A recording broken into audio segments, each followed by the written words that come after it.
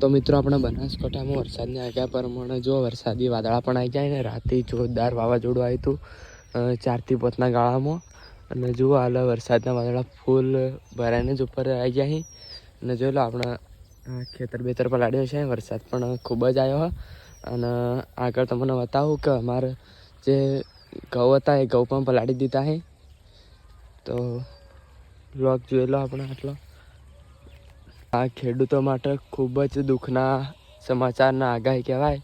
કારણ કે 8 મહિના 4 મહિનાથી જે ખેતી કરી હોય એ ખેતી પલવારમાં પલાળી નાખે વરસાદ એટલે ખેડૂતોને બહુ દુઃખની વાત છે અને જુઓ કે આપણે આટલો થોડો વરસાદ આવ્યો તો આપણું ફુવારા ચાલુ જ છે અને તમને આગળ બતાવું જોઈ લો જુઓ વાદળા જો આપણા હતા ખેતર જોવા આવ્યા હતા અને પપ્પા બાજરી વાવી હતી ફુવારા ઊભા કરે છે